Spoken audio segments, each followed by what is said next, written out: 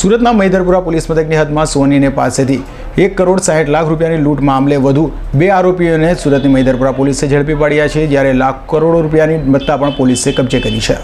સુરતના મૈદરપુરા પોલીસ મથકની હદમાં ગત સપ્તાહમાં 1 કરોડ 60 લાખ રૂપિયાની રોકડ લૂંટાઈ હતી।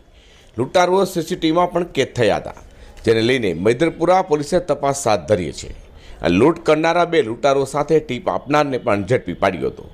ટીપ આપનાર મિતેશસિંહ પરમાર ઉર્ફે દરબાર લૂંટ સમયે વેપારી સાથે જ હતો અને તેના કહેવાથી જ લૂંટ કરાઈ છે। આ લૂંટ મામલે અગાઉ મૈદરપુરા પોલીસે મિતેશસિંહ પરમાર ઉર્ફે દરબાર, શનિકુમાર શાંતિલાલ કોઠારિયા અને રાજુ ઉર્ફે રાજેન્દ્ર મરાઠાને ઝડપી પાડ્યા હતા। તેઓને કોર્ટમાં રજૂ કરી રિમાન્ડ મેળવેલી પોલીસે તેઓ પાસેથી 1 કરોડ 14 લાખ 10 હજારની રોકડ તથા મોબાઈલ અને મોપેડ સહિતની મત્તા કબજે કરી હતી, જ્યાં તેઓના ભાગતા ફરતા 2 સાથીદારો, જેમાં અમરેલી સૌરાષ્ટ્રના તોસીફ સૈયદ અને જામનગરના સબીર ચુડાસમાને પણ ઝડપી પાડ્યા છે। આ મામલે મૈદરપુરા પોલીસે વધુ તપાસ હાથ ધરી છે। અઝર કુરશી સાથે પ્રકાશવાળા।